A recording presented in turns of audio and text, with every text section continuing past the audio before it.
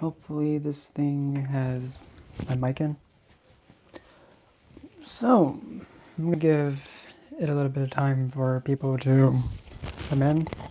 I don't know why that's there. And just a reminder again, this Saturday I will be starting to do zodiac sign reads all the way Aries to Pisces. Yep. I'm trying to do all 12 in one, but somebody also wanted me to do a series about like how to actually start reading the tarot, kind of like a beginner's walkthrough. So I'll be doing that too. But, and as always, once I'm done with the material, down below will be pretty much free Q&A, and if anybody wants a reading of any kind, pretty much is going to become like well known, but essentially pick a number between 1 and 4, and if you want the Daemon Tarot or the Dark Goddess Oracle, just say so. I'm just going to float around just a little bit just to wait. But to kind of clarify, in case you're watching the replay, the whole thing with Satanus and Lucifer, even though they kind of share the same standing position, it depends on the individual altogether. Now, with that being said, Satanism and the left-handed path specifically is completely focused on the self. Number one, making sure that thyself is at their highest potential and their best standing. And just, oh, there they're right on time. But the left-handed path is known for its not so accurate stereotypes. People put it down because it's dark, and at least how what was the founder's name? I just had it in my head and I just lost it. But how it was taught about to enjoy the senses on Earth and not suppress yourself from it. That's really the full, at least how I'm seeing it, that's the full idea of enjoying your life to the fullest. Like how, like with the Devil card, it's also related to enjoying the 3D, the physical pleasures of the world, and the sorts, but it can possess you to a point where you can't think for yourself and you're restricted and you're blinded, if that makes sense. But specifically, for me, Lucifer and Satanus are unique divinities. To me, they're unique. One is more about uplifting and empowering people and guiding people to truth, while the other one is extremely practical, realistic, 3D, and he is like, when he steps in, you know he's in, and he's listening. When it comes to his name, Satanus, it's believed that it translates to something like adversary, opponent, the deceiver. Well, before we go any further, let's take a look at the word. Let's take a look at the word adversary for a second. Usually an adversary is something that opposes you or meets you like as an equal, if that makes sense. If something is opposing you, it has to be at the same level as you, as an equal. And most of the time an adversary is a challenger. And not all challengers are or people or entities or beings who challenge you, they're not always having the intent of being malefic, causing harm, or pretty much invoking any sort of threat to you. Not all challenging forces do that. Because you can challenge somebody to like state their argument and actually prove their point. That's not being hostile. That's actually, as far as we know, if you're challenging somebody's point of view, maybe you're wanting to get more clarity on it. It's not malefic. Simply asking, so why do you believe that? Even asking questions or like questioning something, that can be challenging something. It's it's not going in a way that's intended to harm and cause havoc and destroy something. Yes, Satanus is not a threat at all. However, though, he's point blank. At least with me, he's point blank. He's very similar to Shani in energy, but Satanus is the one that is able to give you the truth and then say, what are you going to do about it? And be able to like get you to be in a position of like, I need to figure this out. His energy is heavy, but on the good side of it, at least, having somebody tell you exactly how it is, and you have to be shown that so that way you know what you're up against, and not giving any kind of BS or telling you anything false. Even I would be certain that Satanus would also be a divine that would come to you and say, you need to stop being stupid. Don't do this. And just give that vibe of like, I just messed up pretty bad. But having an entity being able to do that, that's a blessing. Because it takes a real sense of appreciation, care, consideration, and love to go to someone that you care about and tell them, you're an idiot. If you keep this up, you're going to be out of, and you're going to be wishing you never done this stupid stuff. Stop doing it. Because going about it in a way that's like, oh, it's okay, don't worry. Oh, you fell down and hurt yourself again by doing that backflip on your moped? Oh, don't worry, it's okay, mistakes happen. Satanus will go like this. Why are you trying to do flips on a moped? Why?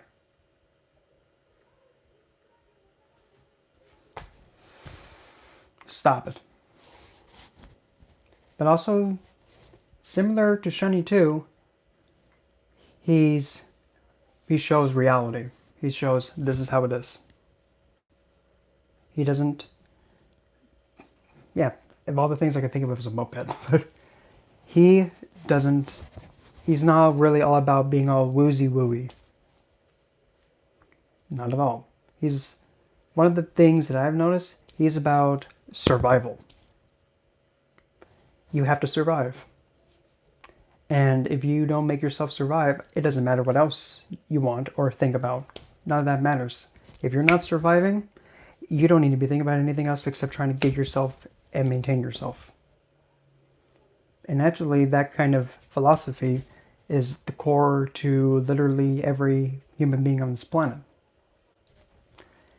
If you don't have a core that focuses your survivability and making sure that your needs, not wants, needs are met, if you don't have that foundation of needs being met, but you're going with all your wants all the time, okay, you can be happy and you can be having that for a short period of time, but then reality is going to hit with, I don't have any money for water, I don't have any money for food, I don't have any money for shelter, I can't keep the roof over my head.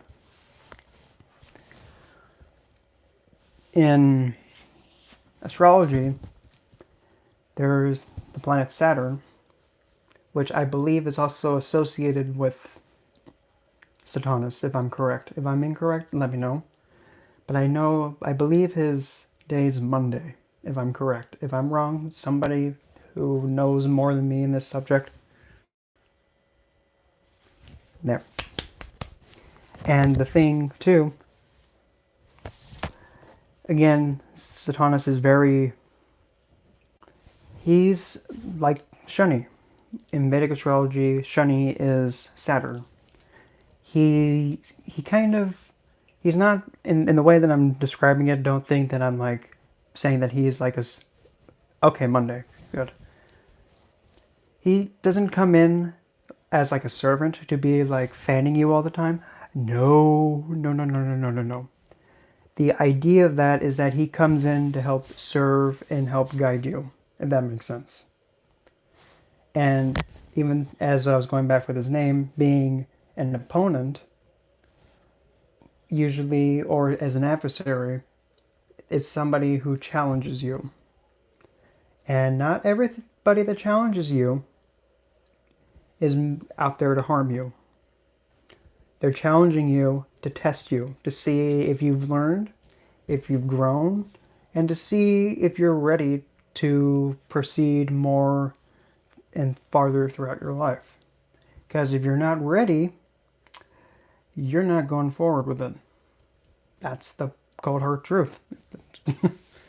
But like for an example that was like, I believe, a biblical story about how Christ was walking, he was fasting, and he hadn't eaten or drinking in, how long was it, 14 days? Satanus came to him and said, why haven't you eaten anything? Why haven't you drinking anything? And that's the good thing to do, because not only are you testing yourself, you're also proving yourself to show that, look, I'm capable of handling myself and handling what gets thrown at me. Because I'm not trying to say like to impress them, but like when the challenge comes to you, instead of being like, oh, I don't want to face with that, you face it head on. That kind of impresses and leads on the impression of like, okay, this person's not afraid. Even though death was so close, they still got up and pushed against it. It's when Christ again was walking and he hadn't eaten for, I think it was 14 days or somewhere along that. Satanus came to him and said, why haven't you eaten or drinking anything? What's wrong with you? Because being realistic and practical, if somebody hasn't eaten in 14 days, they're going to get sick. They're going to starve and get dehydrated. And in the desert, if you have not eaten or drinking water, primarily not drinking water, you're going to be close to death. Living like that is not... I'm not sure either, but I know that there was a moment when he was fasting, and then Satanus came to tempt him. But not really, no. The whole thing that was trying to be said, Satanus, pretty much the most realistic and practical one, came to Christ and said, if you don't eat or drink, your body's going to die. If you don't get nutrition in you, you're going to pass out and faint. And in the desert, you'll pretty much be getting dehydrated, heat stroke, and go into shock. And that's medical. That's like medical proof about what happens when a body gets exposed and dehydrated. It'll just lose consciousness. And that's just being the practical part. And as the story went on, Satanus was showing Christ the world like, you mean to tell me that you're wanting to leave this earth by not just enjoying your time here? You don't want to actually try and... What medication is that, by the way? I'm curious. But as I'm speaking, if you're not wanting to enjoy your time on this earth and learn, and you're wanting to torture yourself, that's not how you're supposed to live. You know, like with how Lucifer comes in and says, why are you making yourself suffer? You're not supposed to suffer on this earth. You're meant to enjoy it. And sometimes, and this is why I think they're separate, they both share the same message, but they do it in a different way. Satanus is more like, why are you doing this? Lucifer, on the other hand, is like, you don't need to be putting yourself through this. You need to enjoy yourself. Satanus, on the other hand, you know how stupid this is, right? You're killing yourself. Knock it off. Okay, gotcha. The intention is similar and it leads the same way, but how they go about it, one is more point blank, the other one is more like, let's get you into a more uplifted state. And sometimes people have to be able to, excuse me, have a hiccup. People have to be willing to, not a, people have to be willing to listen to either or. One is more gentle. The other one is like, if you don't do this, you're stupid and you're going to die. And you need to enjoy the time you got here. You need to enjoy your life for you. You're not supposed to suffer. Nobody is meant to suffer at all. The message is, and the intention is still the same, it's just how it's being handled. Now, as a, like in Pilgrim's Progress 2, while I was on the top of my head, Apollyon is actually very similar to the word, to like the divine's name Apollo. And it's not, I don't understand, to me, I really don't understand how it's related to Satanus. Because, I mean, to be technical, in technicality, if somebody is, like, by how his name's translated to adversary, opponent, one who challenges, why then, how come God is not also an adversary? I mean, look what he's done to so many people in his book. I'm not trying to start a fiery debate, but as far as I'm concerned, I don't recall any incident when Satanus has... I just absolutely love that when I see that. Because I think of that tarot deck that has a Chiron doing this as the he who fought. But let's see, gonna just bring up that page. Okay, so the word adversary, while I'm thinking about it, and since that's what his name is supposed to be translated to,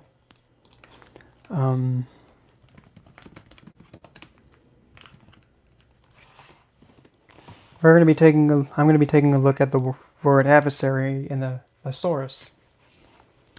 So, okay. So we have, hold on, click there. Okay. Now here we go. Adversary, a noun, a person or force that opposes, attacks, opponent, enemy, foe. Okay, that's the meh level. Number 2, a person or group that is an opponent in a contest or a contestant. Someone who competes. And the third one, adversary, nah. But then again, a devil figure is not really an adversary. It's a entity that is more like 3D focused, kind of like Pan, but he's a divine. And now, as an adjective, of or relating to an adversary, involving adversaries as plaintiff and defendant in legal proceedings. So it's pretty much, where is that? There we go. It's, there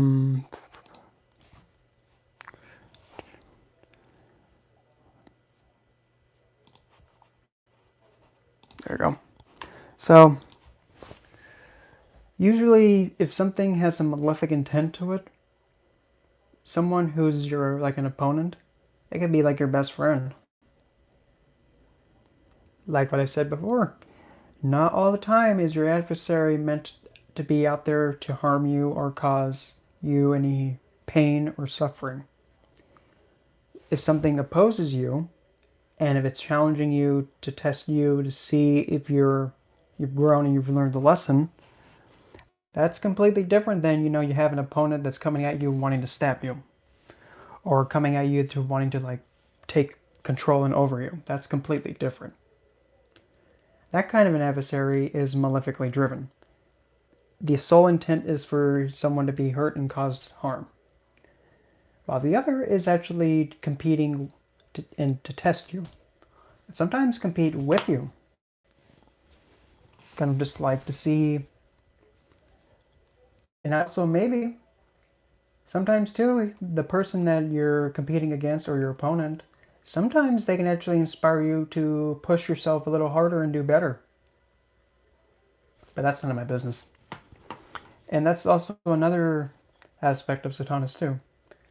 He's strict and he pushes hard because he knows you can do your best at any given point in time.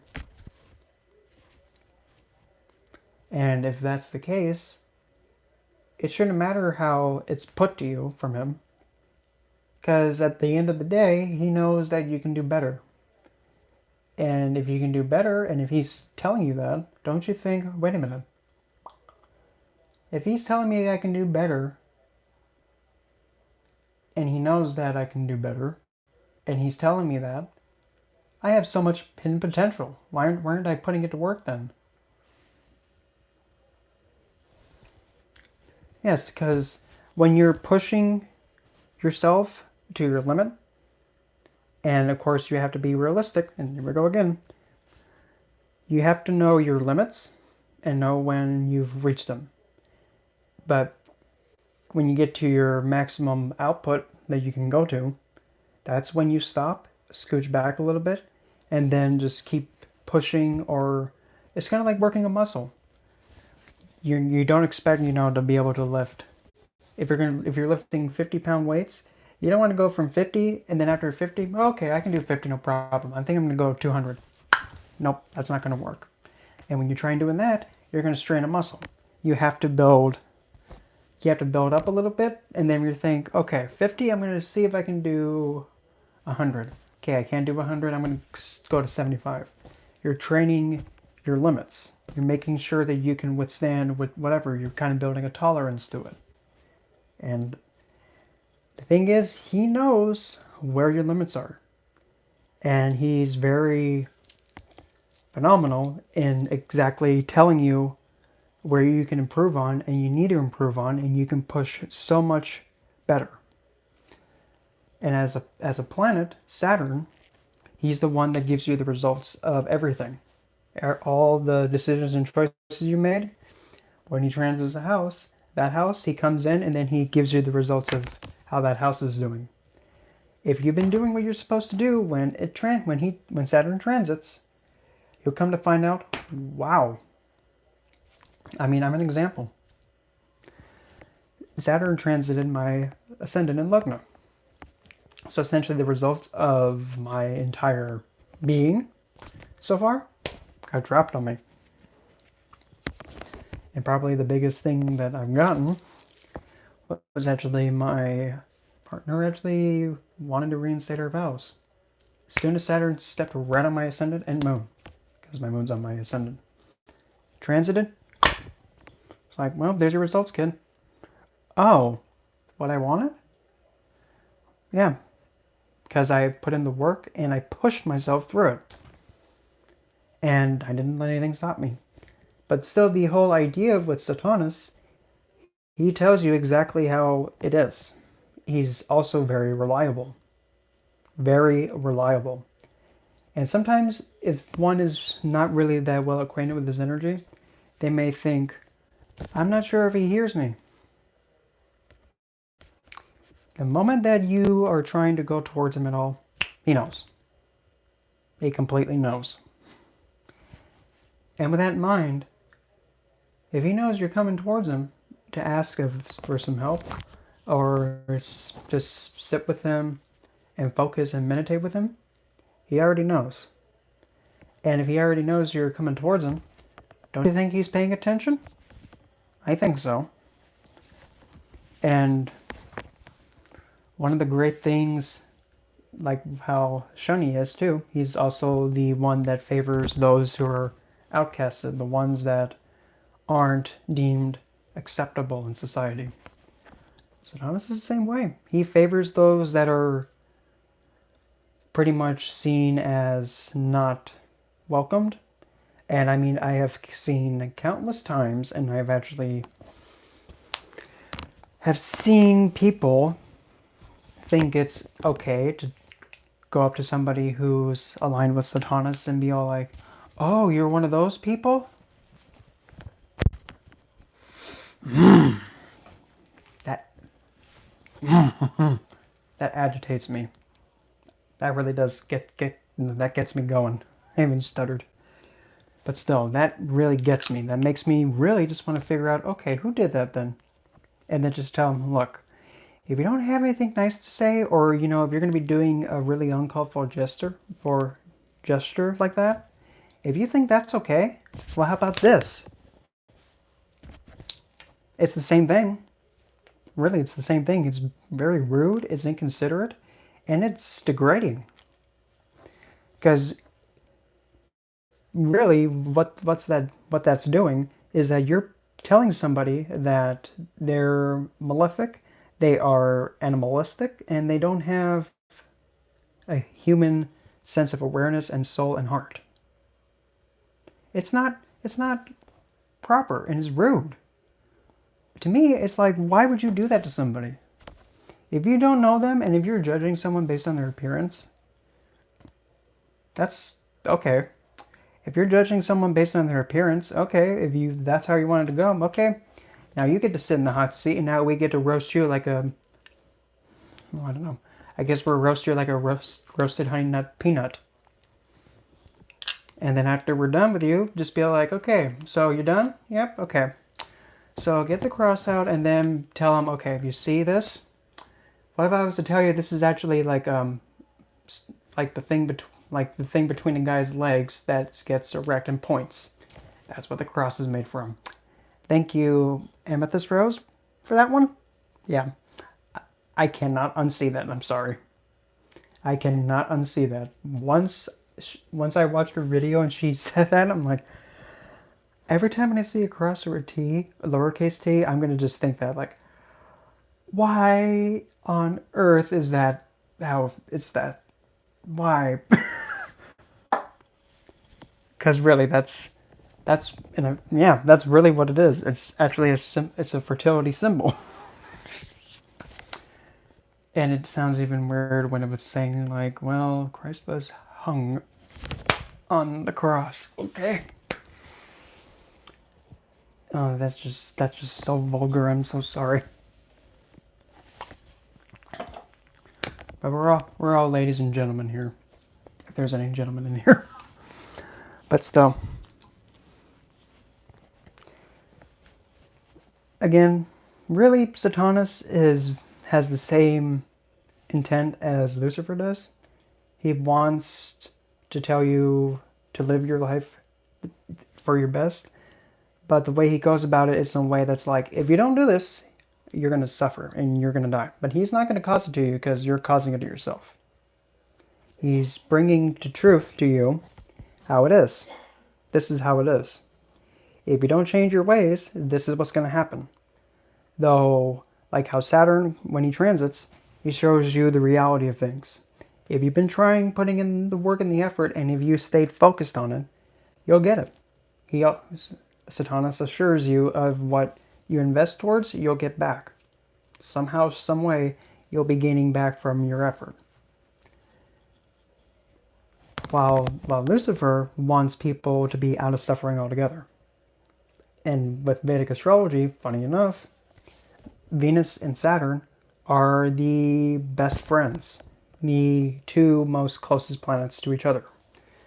The other one would also be Mercury, but they control the houses 3, 7, and 11.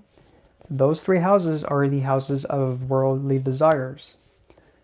The third house, originally Gemini, is the desire to hone one's skills and communicate with others, to practice and to communicate right, and communicate ideas and then speak about ideas and to just have a connection, because Gemini is symbolized by two people pointing in the opposing direction and they're meeting together in the middle with their fingers like that. That's having that connection and being able to exchange ideas. That's a desire. The seventh house, Libra. Well, that one's usually the house of spouse figure and other people and connecting and bartering and trading and coming to a fair equal agreement. That's ruled by Venus. And that is pretty much Lucifer's spot. He's really phenomenal in making pacts with those who are aligned with him. And he wants people to be able to negotiate agreements. Not be all like, you have to sell your soul for me. No. That's counterintuitive. He wants to free your soul. Not be all like, okay, for whatever you want, you just have to give me that. No. In fact, that's not being negotiating. You're not negotiating anything because you're just saying this is how it is. That's like Aries. Like Mars, that's Aries. And then the 11th house, which is actually the house of hopes, wishes, desires, fulfillments, and global communications, social networking, social reform, and pretty much connecting the world all together. And that's Saturn. And specifically also Venus and Saturn having a Taurus or Libra ascendant, or Capricorn and Aquarius, but also Moon in Cancer and Leo, who also have a Yogacaraka position, but specifically Venus and Saturn. Venus is Saturn's Yogacaraka and Saturn is Venus's Yogacaraka. Yogacaraka is when a planet rules 1, the ascendant, 4th house, 7th, and 10th house. Those 4 houses are like the 4 pillars to somebody's life. The other one is 1, 5th, and 9th, and that's the Dharma triangle, or like the triangle of your luck and pretty much your whole being. When you have that, when you have a planet ruling one of the 4 houses, 1, 4, 7, 10, and another house of 1, 5, 9, if you have a planet ruling those houses, and it can only be a planet that has 2 signs as rulership, and there's only 3 planets that can be a Yogacaraka. Venus, Saturn, and Mars. That's it. No other planets can be a Yogacaraka. But specifically Venus and Saturn, when they are a Yogacaraka, they are pretty much a very key planet with somebody. And sometimes, I'm just throwing a theory out here just to check and just to test something. You guys can test it for yourself to see. Whichever planet is your Yogacaraka planet, specifically, like if you have one, but if you don't have one, then this probably may not be a thing to test. But at least for me, I have Capricorn on the Vedic side as my ruling sign, and Aquarius is my Western. So either way, Saturn is my ruling planet because he owns my ascendant. And like what I said, Venus, then you look for Taurus and Libra. For Capricorn, it would be, you would have Libra ruling the 10th, and then you would have ruling the 5th and 10th. There is that's the Yogacaraka right there. You scooch it over by 1, and now Libra. Oh, I was about to sneeze. But when you scooch it over, then it's just like the same thing with Taurus. It's the same thing, another Yogacaraka, and the same with Aquarius and... It'll be the same thing for Taurus and Libra. Saturn has his signs stuck together, so it scooches over from like the 10th and then it'd be the 10th and the 9th getting that. But for for Saturn, it's still Venus once you plug it in and have a look, because Yogacaraka is a planet that is essentially a planet that always gives good results no matter what.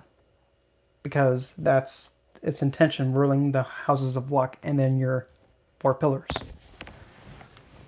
But what does this have to really do with like Satanus and Lucifer? Well, if you were to go towards, say, like if you had a Capricorn ascendant or an Aquarius ascendant, or for somehow, some way, if you have Taurus, or Libra, depending on if you do have a Yoga Karga planet, that could be a sign that maybe that might be one of the symbols or placements saying that maybe you should consider going towards, like say for example, if you're an Aquarius or Capricorn, maybe you should consider going towards Lucifer in that regard. Another thing you can do, consider maybe going towards Satanus if you have a Libra or a Taurus rising. Because, like what I said, the opposing planet, if you're having a Saturn ruled Lugna or rising sign, go towards Lucifer. And then have it be the same in the other way around. A Taurus or Libra, go towards Satanus as an entity. Because both of those entities, they essentially teach the same thing, but they go about it in different directions. If that makes sense. But at least in my experience with Satanus, whenever I've like gone towards him and like invited him in, and I use the word invite, I don't like to use the word like conjure or anything like that, because I'm not like summoning something like that. I like to... Gemini doesn't have a Yoga Karaka position. It doesn't have a Yoga Karaka planet, but in the case for that, I would say... But also Gemini is a sign that's more of a dual sign, so it could be closer to Taurus or it can be closer to Cancer. It depends on like which way it's closer. Because if it's closer to Taurus, and then that's when I would say go towards Satanus in that way. If it's closer to Cancer, then you would probably... I would have to say it would be much more beneficial if you went towards Satanus still. If that makes sense. But because with Mercury though, Mercury is very friendly towards Saturn and Venus. So Mercury, you can consider maybe going towards both of them. Because Mercury is a planet that is also controlling a 3, 7, and 11. And Mercury is able... Actually, I'll put it this way. Usually, Saturn is seen as like the... kind of like the elder and like the old wise man. Mercury is seen as like younger sibling, and Venus is kind of known to be like Earth's twin. So kind of like sister, younger sister by like a little bit, or older sister. And Saturn being the elder, well, what happens when you have grandpa, grandmother, and then the children, grandkids? Yep, the elder spoils them, and they always have fun with each other. That's a good way of looking at it too, but still. Satanus too can also have a lot of great enjoyment with you, but when it has to get serious, it gets serious.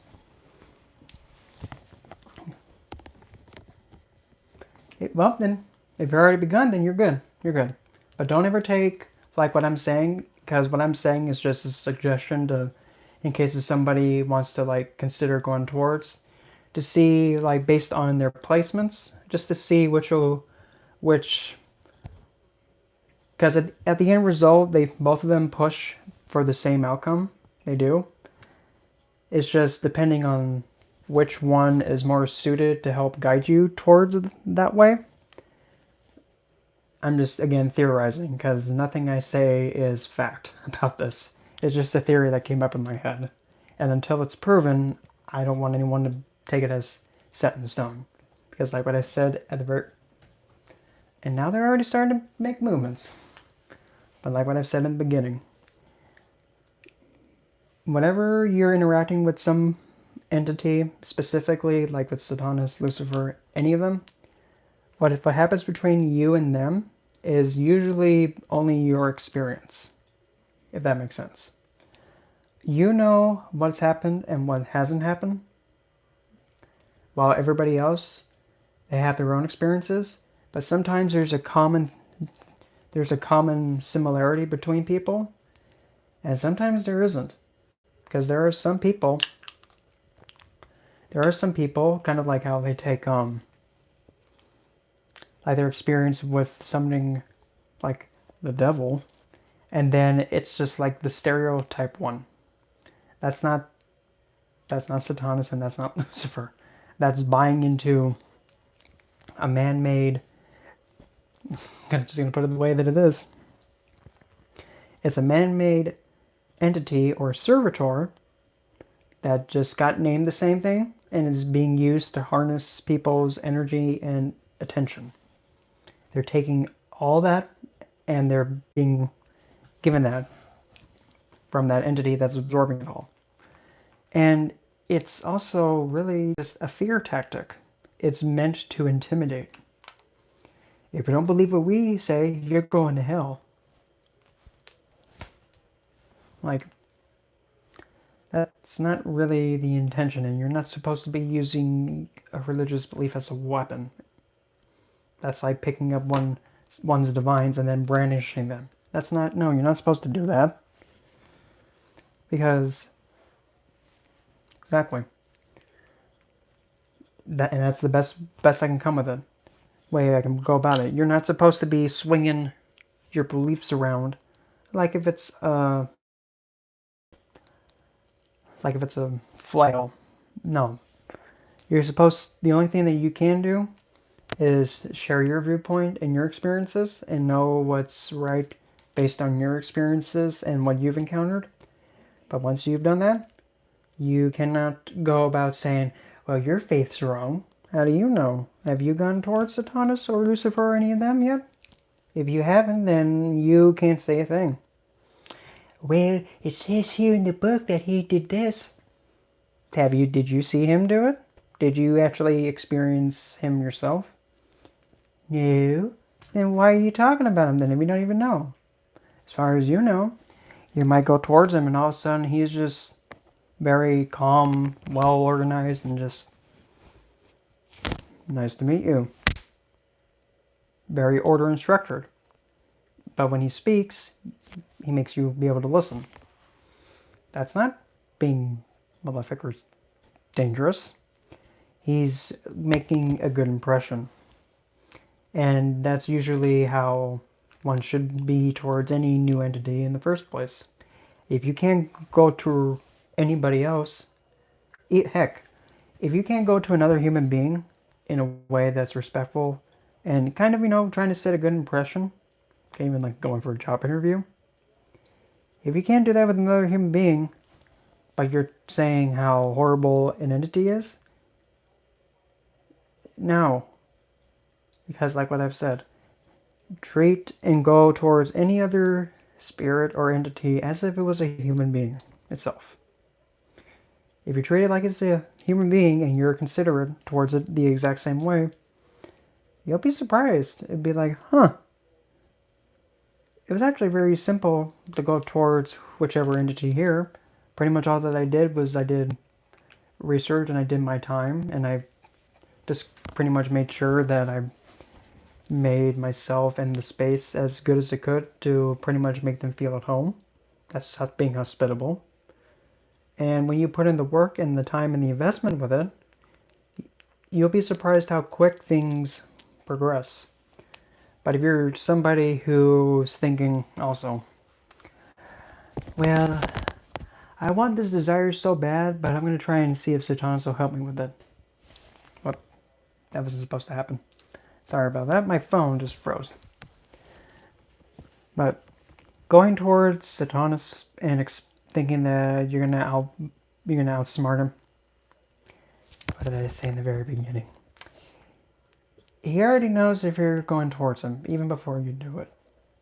So he's already familiar with like, this guy wants something from me, and I know what he wants. But is he gonna be honest about it? I don't know. Let me see. Yes. And really, the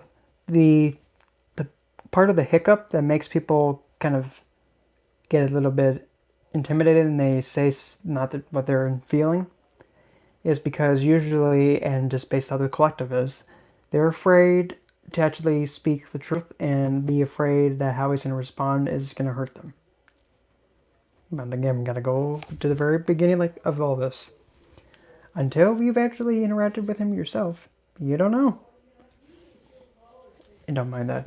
if you have him coming towards you in a way that's like, Satanus, I really need help with, this depression that I'm having. What would you suggest would be the best way to help me get over this? Rather than be all like, if you're really having struggle with depression and that's what you need help with, but then you say, I want all this money in the world. I want prosperity. I want all this money so that way I can buy my happiness. But reality, you're wanting to get rid of this deep. I just saw a little black mist just go right in front of my face. Like, okay, we're going that way already, but going towards him in a way that's actually like, look, this is what I'm dealing with and I need help with it. I'm trying to figure it out, but I'm not able to figure it out. You'll be surprised. He might just be okay. So anxiety and you're not feeling secure. Do some meditation work. Even something like this. And this is a mudra. Over in India, this is actually one of the ways that you actually hold your fingers in like meditation. But specifically this one is actually Saturn's mudra. It's the middle finger, by the way, the one with the ring on it that's doing it. But specifically doing this helps bring your mind and bring you down to earth, because the middle finger is Saturn's finger. And when you bring it down to the thumb like this, you're bringing the energy of it down to earth. And then you hold it. And I already hold it for like not even 10 seconds, and all of a sudden my mind's all easy.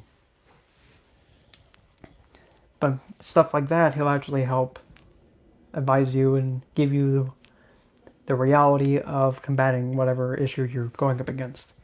He's not one to sugarcoat. And that's not really how one should guide another person or guide another. Being all sweet and sugarcoating everything is not going to get anyone anywhere. All that it's going to do is just going to keep people being enabled to stay in their trial and keep going through the same thing up until somebody says, okay, you've got to stop this, and yank them out. And that's just sometimes the cold hard truth. But also Satanus, one of the things too, sometimes you have to hurt the ones you love and you care about in order to do what's best for them. Sometimes you have to be the one that causes the pain in order to get them out of a bad situation. Sometimes you have to do that. It is what it is. But if somebody is not going to get into a better state of being, sometimes somebody has to be the one to step in and get them out of harm's way. And even though they might be like, I can't believe you did that, and you clawed my skin a little bit and that hurt. Well, if I didn't do that, you would have stepped on railroad tracks and you would have been squished. You're still alive. If that makes sense. He, at the very last possible second, he'll rip you away from something. That's what he's supposed to do. Because he knows there's a lot that has to be done. If that makes sense.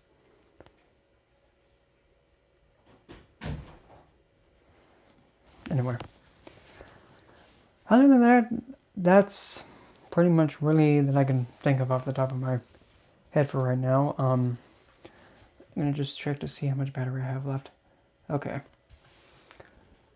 I have enough.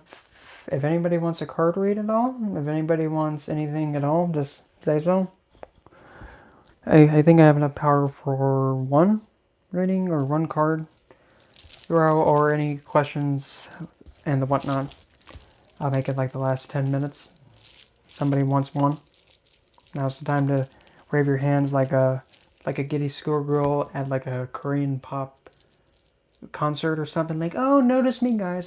Why? They smell? No, then, oh yeah, Korean guys smell. No. To me, I've never really understood why people. Okay.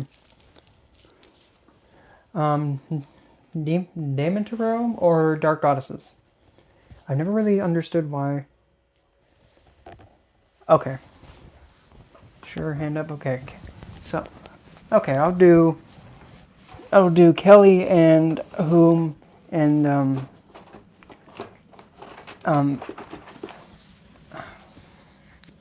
I just had your name and I lost it. It's set here. Oh, Brendan, if you just did that. Okay. Eccentric, okay. No, yeah, that. Tammy. I'll remember it. It just gives me some time. But once I remember her name, I'll never forget it. So, Damon's, and then after when Tammy's done, I'll go with Kelly next. And after Kelly, I believe that'll be it, because my phone will probably be dead. So the readings will be short. So do you want Damon's, or do you want Dark Goddesses for the Oracle? And then number 1 to 4. Where's the...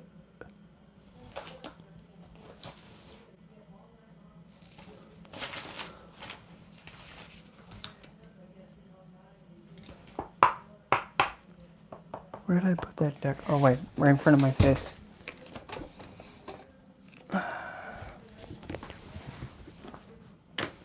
Where did I put that bloody thing?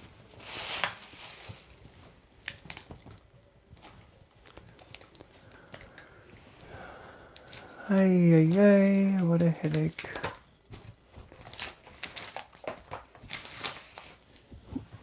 I'm gonna be so mad if it's like right in front of my face and I can't see it.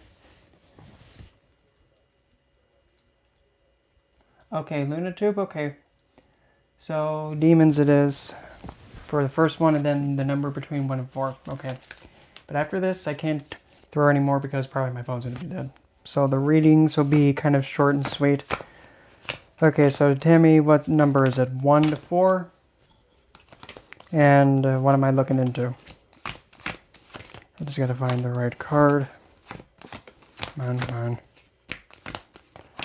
And if anybody deems fit to throw, yay. If not, yay still. As long as your heads expand with intelligence, that's all I'm concerned with. Where in the bloody heck? There he is. Sheesh, it's like he's making me have to work to find him. And the, what number was it? 3, okay. Okay, 3, we will go with doing Tammy first, and then after that, oh my gosh, it was right there the whole time. Gosh. Okay, we'll go with this one. So Tammy first, and then after that it'll be Kelly, then after that will be, what was the other person? Come on. Okay, it was Luna, okay. So we'll go Tammy, Kelly, and then Luna. Doing psychologically, okay. So, of course, we start having Lucifer's card out first because he's the one who brings the truth and the light and the awareness to whatever's going on that needs to be said and spoken about. So, psychological health, okay. We'll be pulling 2 from this deck. For some reason, there was one card that was in there upside down, and I'm going with it. The first one is Balon. I don't know him personally, and I haven't really heard about him, so I'll have to rely on the guidebook for him.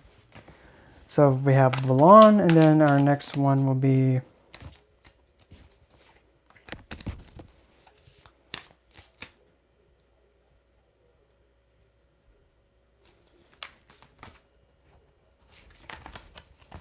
let go. And Gomery. Okay. Let me just try and pull this chat thing back up because, oh, there we go. So go square like that, okay. What? Next step in spiritual path, okay. When I get to you, Kelly, that'll be your question, and I'll be able to flow right into it. Okay, Tammy, for the demons, I know Gomery is one that's trying to find something like a new relationship with something that's beautiful. I know that one is something related to Gomery, but for Balon, I'll have to see. Balan says, focus on listening instead of speaking, observing instead of being observed. I think I'm getting it already. The best way to ensure that your mental health becomes your best is to make sure that people understand that your voice is worth listening to. But then again, everybody's voice is worth listening to. And if somebody doesn't appreciate what you have to say and listen, okay, fine. You don't have to be giving them nothing. You don't have to be saying anything to them. If they're not going to take the time to listen to you, you don't have to say a word to them. Because if you're listening to them and they won't give it back to you, nope. That's not coming together. Because at the end of the day, what Montgomery helps people do is find new relationships and new endeavors that bring beauty to them. While Balan, based on what I've said, no, not what I've said, what I've read. Will you guys stop taking the book from me? Sheesh. Balan is saying, and based on his imagery, he has a hawk. And a hawk is very good at scouting and then observing. So, he's up. And because since he's also riding a bear, I'm just going off on a whim. Sometimes you may have to pretty much remind somebody that, look, you're getting out of line. I need you to listen. And sometimes it might be a new endeavor and you're wanting to find some more beauty and finding a new way of actually expressing yourself in ways that people actually start listening. But probably the biggest one that I'm getting, and is still like hitting me in the side of the head, is if you're not being listened to, then don't be sharing with anybody else that's not listening to you what you want to say. If you want to say something, but they don't listen to you, what's the point? Don't waste the time. But then if they come towards you like, well, how come you're not really talking to me much anymore? Well, you're not listening in the first place, so why should I even say anything? That's none of my business. So then, those are the two daemons that came out. And the deck that I'll be using... Hey, Ricky. The deck I'm going to be using is the Definitely Not Walking Dead Tarot. Yeah, definitely not Walking Dead, because this deck looked like it came out of Walking Dead. Ricky gets to see me in action. I think he found me on one of my videos about wealth. Yeah, he was the one that wanted me to be doing the tarot beginner's walkthrough, and yeah, that'll be happening. I think I might figure out a time when to do it. Yeah, on Saturday, that's what I was going to do, the zodiac signs and the whatnot. So, I'll be pulling a total of, I'll just do 3 pulls from the, careful there. 1, 2,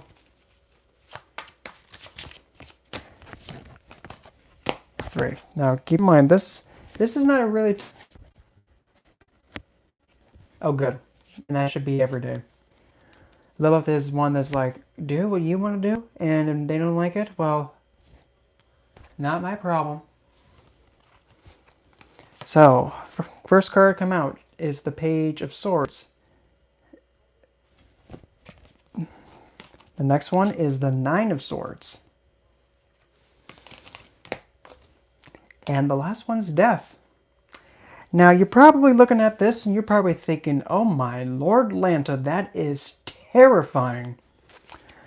Well, in this depiction of death, we have a hooded figure that is grabbing a guy that got impaled in the chest. He's grabbing him by the face. And he's like, come on, let's go. Oh, actually, better yet, look. It's something that Satanus would do. Listen, kid, you're gonna stop this BS. Let's go. But I don't want to stop. I don't want to. No, you can't take me. Well, I was patient. Not anymore. And with this Nine of Swords, yes, there is that figure, and he's kind of doing the same thing as this one, if that makes sense.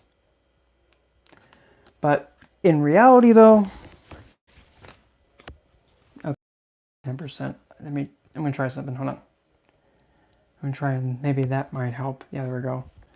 Kind of like make myself last as far as I can, but pretty much what I'm getting with this, the Page of Swords is pretty much going to be the last one of the two, because currently there might be a situation that is really taking a toll on your mental health, and there's, in this depiction, there's a masked man pretty much dragging a headless body behind him, and pretty much that, I guess, the current standing is that something is affecting you in a way that it feels like you're being dragged away. And the next card, Death, is probably advising, look, if something is making your mental health suffer, you should just pretty much respond to it like, listen, that's not you. Oh my Lord, Lanta, I get so distracted easily, but whenever you're facing something that is bringing you down, it's okay to, knock at one and say, look, I'm not going to put up with this. And the thing is, sometimes the predator has to become the one that gets knocked down and pulled by the face. Because from that, you'll actually be the one who triumphs, and then even though you might be still in a state of hurt and pain, at least around you now is a clear light. Exactly. Well, not literally kill it, but face it and then have it come to an end. So if there's something regarding that you're not being listened to, just don't let it affect your mental health anymore and your well-being and your psychologically. Don't let it taint like that. Just let it kick the bucket and then just be able to go and see the light yourself then. If something's not going to give you the reward of your investment, fine. I'm not going to waste the time on it. Sometimes what you have to do. Okay, the next was Kelly, right? You wanted the Dark Goddesses, right? And then what number? Was it number 1? Okay.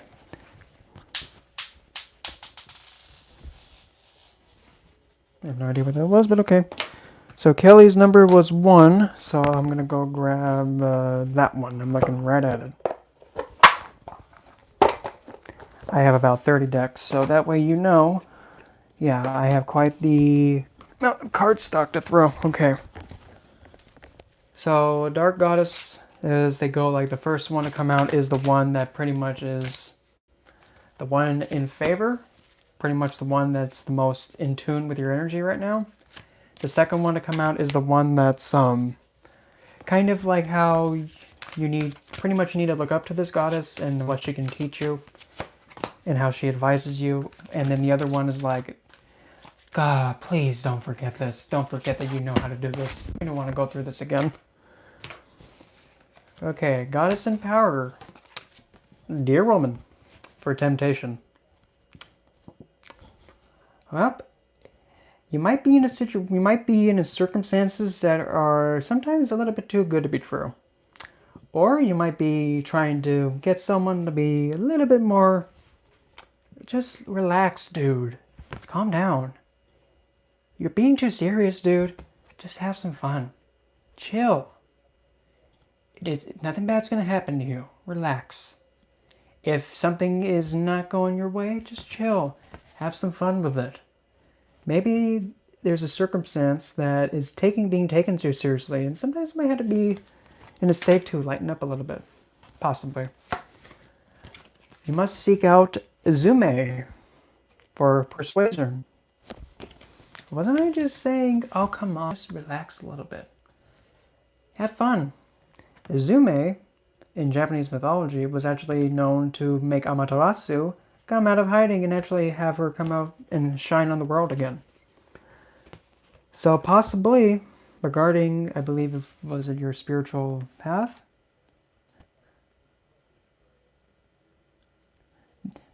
Probably your next best course of action is to possibly look at spirituality and persuade yourself in a way that's like, spirituality always doesn't have to be by the book all the time. Sometimes it should be it should be something that invites me in and actually gets me curious, because tempting something is all about persuading yourself to think, you know what, maybe this could be fun. Maybe I don't have to be strict by the book. Because the one thing that you do have, and you already know, is you have the knowledge and the potential and the capacity to do so. And Pythia was an oracle. So don't forget that you have the knowledge to go down the path already. You already have it. It's just that the temptation is really strong right now, and you should go towards it full on. And seek out a good way to keep yourself persuaded in pursuing the path. Because you definitely have the intelligence and the capacity to go down it and thrive off it. At least that's what the goddesses say. And for the tarot, I'll be using Tarot de la Nuit, or Tarot of the Night, because that's in French. So I pull 3 for the last one, I pull 3 for this one, then after that is Luna. Okie doke. 1.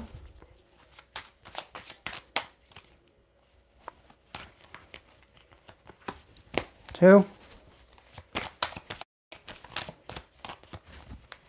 Let go. 3. Okay, first card. Wow.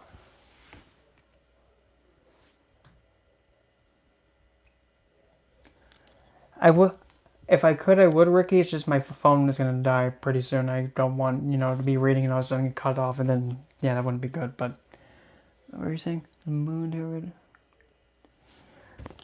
Perfect. And, whenever I get this one card in any deck, I get like, really, dude? The first card to come out is my card. Queen of Cups. And whenever, I have to say this, whenever Queen of Cups appears, that is somebody's highest self coming in.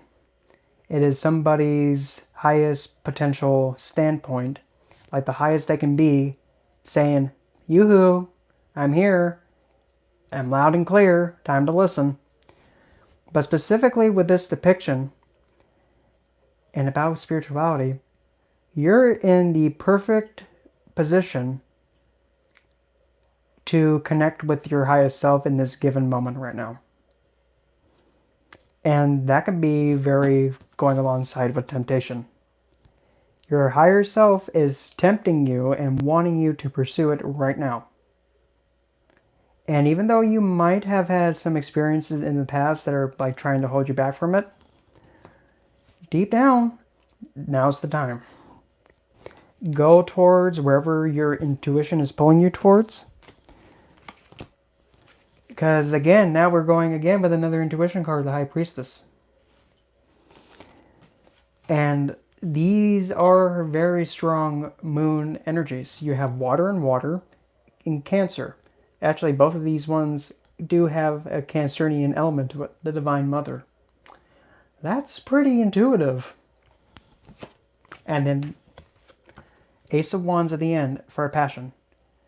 Being directed to face your higher self, and intuitively it's kind of guiding you and persuading you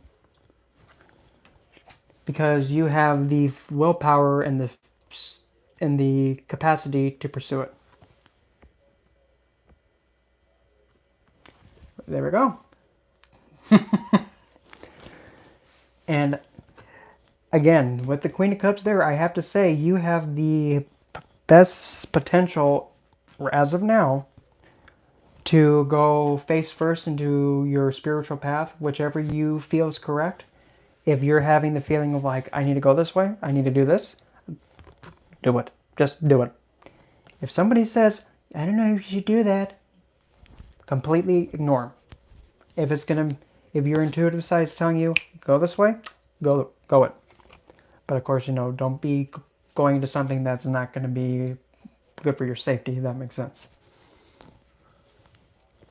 And I can definitely say, as somebody who followed his intuition every single time and didn't question it, I mean, in some time, I was able to get where I wanted to be, which is also right now, having my significant other want our vows reinstated. So, no matter what happens, if you just follow your intuitive side, you'll be A-okay. Just make sure you listen to what you are being guided to do.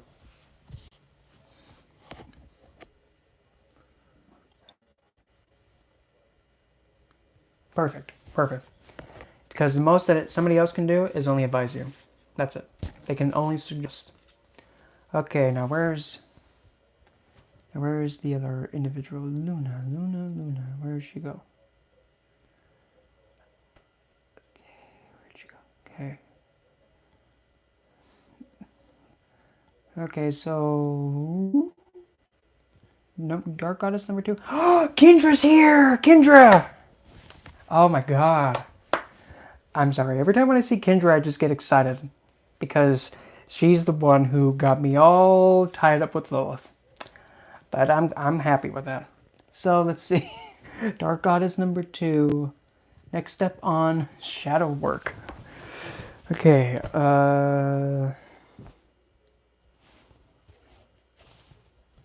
okay. We will go with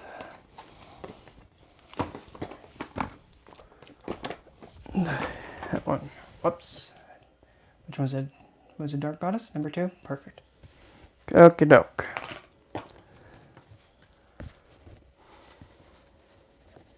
So,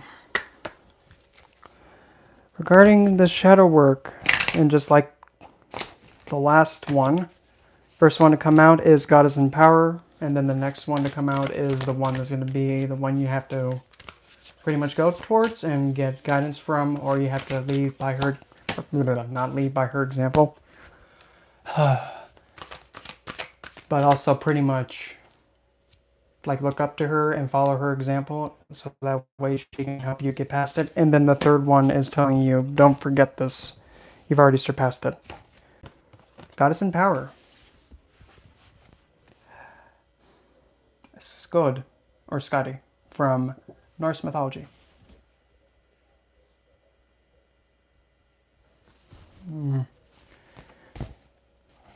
Sorry, Kendra. I think I just made her now the center of attention. But no, really. Kendra is a really good friend of mine. Like, she's extremely intelligent. And if you want to actually learn more about Satanus and the left-handed path, she is probably much better to learn and get information from compared to me by a landful. And also Ricky, she's the one that pretty much was where I began with Lilith. Watch her YouTube video now about Lilith, and believe me, you'll be like, whoa, I didn't know God was all like, I must have her. Go away. Okay, one condition, I'll let you have me, but you need to make this beautiful world first. I made it, can I have you now? Nope, bye. Literally, that's how it went. She tricked God into making the world in Eden, and as soon as he made it, she bounced and jumped, got away from him, because he would not stop fangirling about him. He wouldn't stop. So she's like, screw this. So, now, Luna, Skod, for atonement. The one that's in power is pretty much having what I'm getting is you have to understand that the best atonement and the best way of knowing that you have surpassed and made up for something is knowing that everybody has experiences that keep you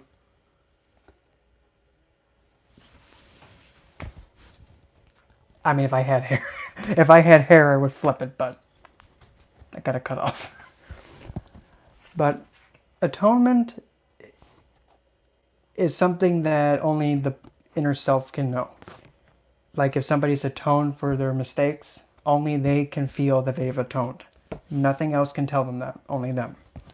So, regarding shadow work, is that the first thing to know is that no matter what is like a hard struggle point up for you, no matter what it is, it can be surpassed. Even if it feels hard and if it's very uncomfortable and if it's disturbing, you can get past it. No matter how big or small, everything can be overcome. It may sound easier to say it, but everything can be overcome. And sometimes you have to keep working on it, and it may not be just like that. Sometimes you have to be consistent about it. And being consistent trains the mind to be like, okay, this is normal. I'm no longer in this state that's making me feel not so good. I've atoned for it by constantly pushing myself away from it, getting to a higher state of being. And then the next one we have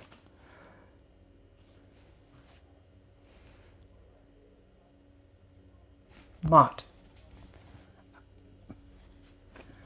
You have to seek out ways to make sure that you're making the best call and understanding that going about handling something that is very dark and making the right call and countering it. Because there are some people that they think the best course of action is to go to a psychologist and then they get all intoxicated by the drugs that are being prescribed. No, don't go that route. Do not go that route. Try your best. Try your very best to stay away from that. Because if you're under the influence of any kind of anything like Xanax, or, I mean, not Xanax, but you get the idea. Something like that, if you intake that, it can really mess you up spiritually. It happens. But still, make sure that's a last resort. If you cannot function, if you mentally cannot function, that if it has to be done, then it has to be done.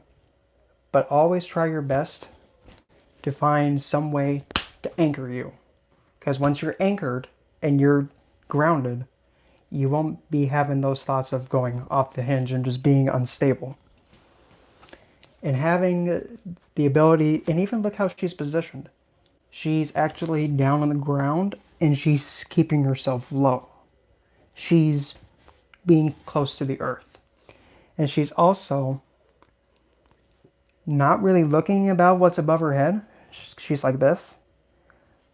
But it's pretty much, I mean, I'm getting from it, it's saying, keep yourself grounded and low to the earth, as low as you can. Stay on the ground. And don't be distracted by what's above your head. Because you mustn't forget that the mind and thoughts, they can cause the most harm, and they can make the most unlikely people that are like the most caring and considerate and the most, well respected in society. The mind can make anybody snap into a state of extreme aggression and pretty much can hurt somebody. The mind is that powerful. It can take somebody in a perfect calm state and flip it on the fly. But specifically, your best way to atone and the best way to combat your shadows and the challenges that you have, your best atonement, ensure that you are doing what you have to do to keep yourself on the ground. It doesn't matter what anybody else says. It doesn't matter what anybody else says. If somebody says, well, you need to go to a psych ward. No, you don't. They're not you. They don't have your feelings. They don't know how you feel. Only you can make that decision. If you feel and if you're having the confidence going to a place like that will help you, that's your choice. And nobody else. If somebody is going to come waltz in and say, well, you're going to have to go. No, I'm an adult. I can do what I need to do for me. You can't. You have your own being to worry about. That's it. Yes, I love this deck too. Especially Lilith's card. How she's just, I know. I just absolutely adore the moment when, I just love it when I took Adam out. It was just so much fun. Yeah, he was the last thing, I was the last thing for him to see. Oh well. And the tarot deck for you tonight will be the Heaven, well, it's the Heaven and Earth Tarot, but I like to call it the Heaven or Hell Tarot. It sounds better that way. So the 3 cards from this one. Who knows? But I'm still getting that thought of make sure that your mental health well standing and you being grounded is always number 1. Because if you have a mind that's grounded and you're down on earth, no matter what, you're always going to be in a state that you'll be able to make the right calls and the right decisions. I don't know why the deck was just saying pick the bottom one. Okay, fine. Here's the next one.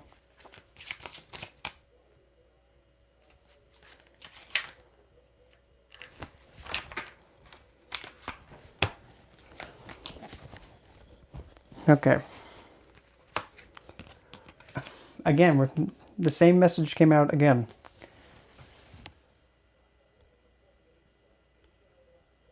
Yeah. The Devil card in this deck is flawless. And I love how the woman figure in that card, in that depiction, is just like this to the male figure. Oh, woe is Adam. He's not getting his sausage gripped. Oh, what a shame. Looks like he's going to have to do it himself. What a shame. I'm dead serious. She's just, oh, Lord. What a shame. First card to come out, Luna, is the Empress. The Empress is the energy of Taurus. And Moon in Taurus, it's considered exalted. Because Moon, the mind, is in fixed Earth. That's pretty stable. So the idea, again, is making sure that you're stable. And it's also, since she also has an instrument next to her, which is a lyre. Not like a liar, pants on fire. This lyre, right there, I'm getting the idea that you probably, the best way to help combat your shadow work, if you make music, if you play music that makes you feel like a queen. It makes you feel like you're in a state of royalty. And most definitely, I have to say this because it's coming in loud and clear. Like how Lucifer's planet is Venus, look up right there. Right above her head is Venus' symbol. And it's kind of above her head, kind of like a star. It's in a position where it's like in a position where everybody can see it. Look up and probably let him pull you out of it. So, Lucifer would probably be if not a good divine to assist you with your shadow work. And believe me, he will tell you, like, it's okay. Things that happened in the past, they happened. The best way to get past it, just know that life always has something for you to enjoy. Even if it's not right now, just know enjoyment can be right around the corner at any given moment. Next card is Ace of Pentacles. What's even more funny is how it's like the light is like almost identical. And like how, there we go. You see like how the light is radiating just like that? Even though it looks like her back is turned to it, it's just that, look how it's just like the same kind of lighting.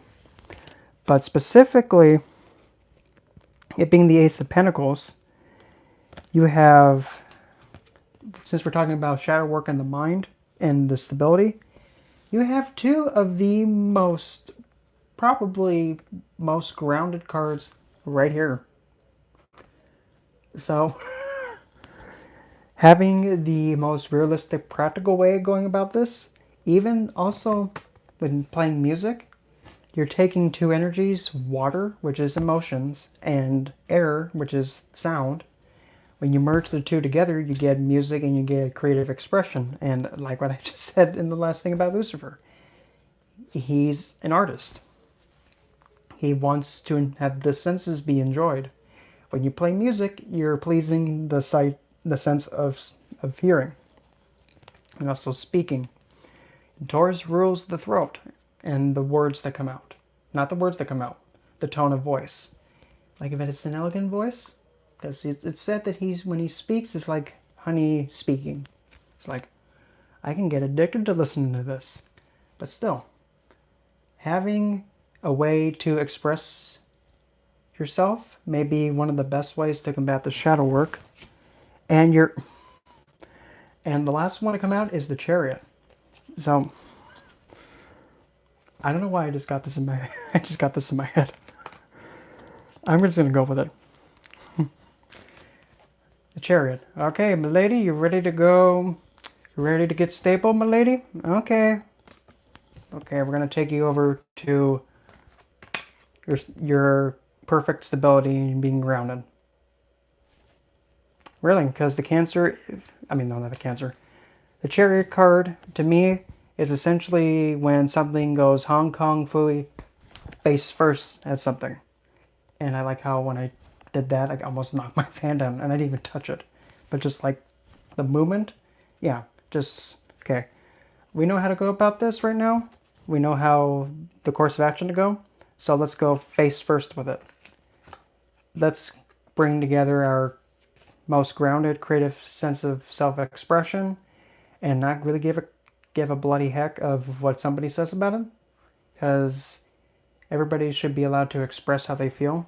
And because of that, you'll be able to be uplifted and be in a state that is off the ground. And you'll be able to take the groundedness and being able to put it within the mind. Because the way that the pinnacle is being raised, it looks like it's going kind of like that. It's like it's being pushed up high off the ground. And when you have, wow, that was a good way of thinking about it, the way my head was saying it. Just like how